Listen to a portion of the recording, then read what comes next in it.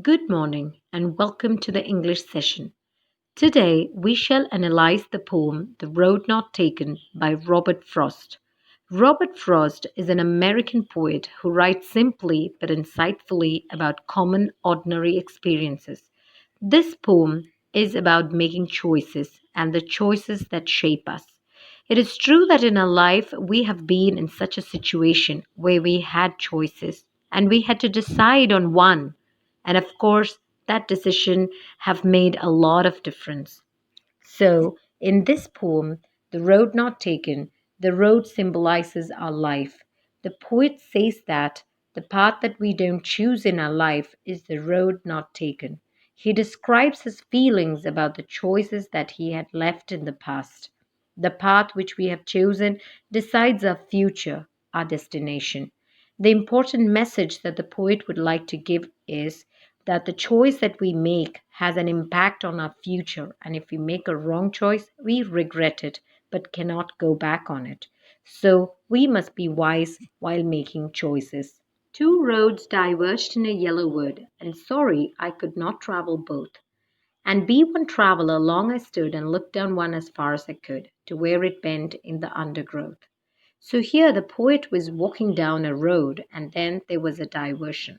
They were two different paths, and he had to choose one out of them. The poet says that as he was only one person, he could travel on only one road. He had to choose one out of those two roads. Yellow wood means a forest with leaves which are wearing out and they have turned yellow in color. That is the season of autumn. It represents a world which is full of people, where people have been living for many years. They represent people who are older than the poet.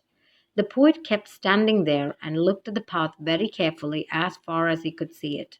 Before taking the path, he wanted to know how it was. Was it suitable for him or not? He was able to see the path till from where it curved, after which it was covered with trees and was hidden.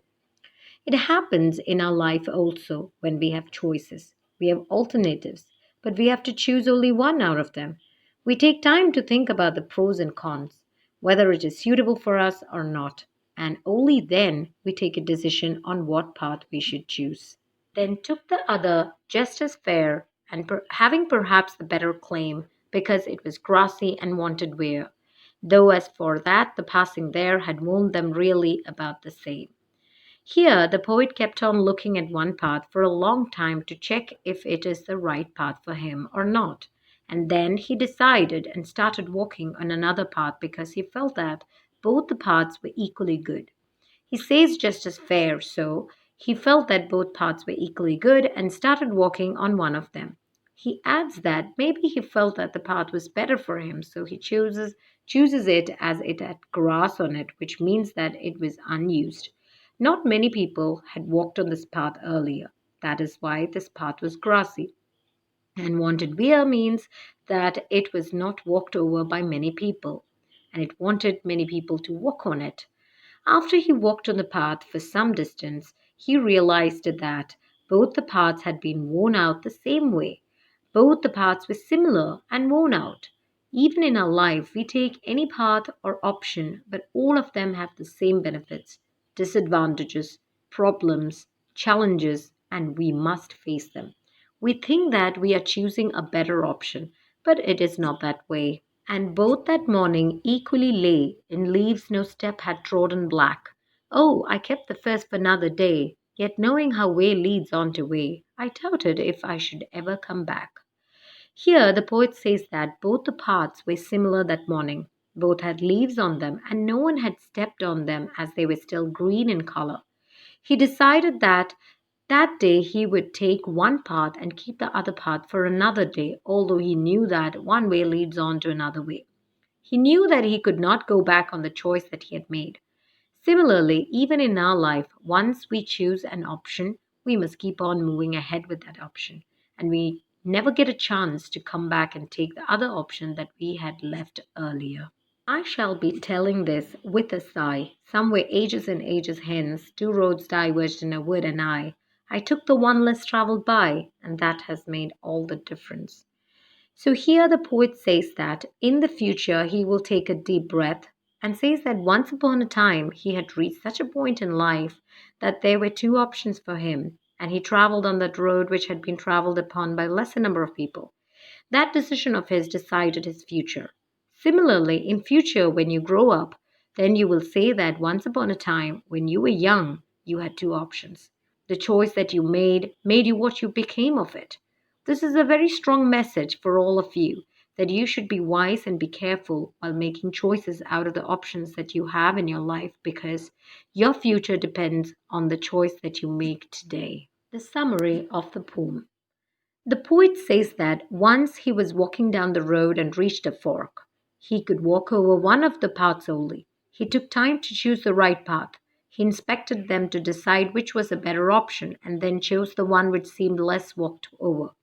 He kept the other one for some other day, although he knew that he would never get the chance to walk over it.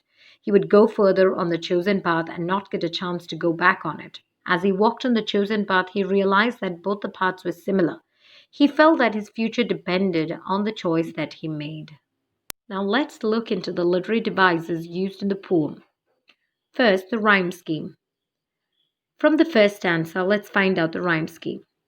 Two roads diverged in a yellow wood, and sorry I could not travel both. And be one traveler long I stood, and looked down one as far as I could, to where it bent in the undergrowth. Here, in the first line, the last word would is rhyming with the last word of the third line stood, and it also rhymes with the last word of the fourth line could. So we can give the letter A to all the three lines. The word both of the second line is rhyming with the last word undergrowth in the fourth line. So we can give the letter B. So the rhyme scheme is A B A A B. The second literary device used is symbolism. Symbolism is a figure of speech where an object, person, or situation has another meaning other than its literal meaning. Here, two roads represents two or more choices in our life. The third one is anaphora. Anaphora is the repetition of a word or a specific clause at the beginning of a sentence. So here, and is repeated in the second, third, and fourth line of the first stanza. The fourth literary device used in the poem is alliteration. Alliteration is the repetition of the first consonant sounds. Here in the second stanza, in the third line, you'll find wanted were. Here the were sound is repeated. And in the fourth line, though as for that, the sound is repeated. Again, in the third line of the third stanza, you'll find first for, which is another example of alliteration where the first sound is repeated. The last literary device used in the poem is repetition. The first line of the first stanza, two roads diverge in a yellow wood, is repeated in the third line of the last stanza. The second line of the last stanza, you will find two words repeated, ages and ages. They are also examples for repetition. Thus, we have come to the end of the session. Thank you and have a nice day.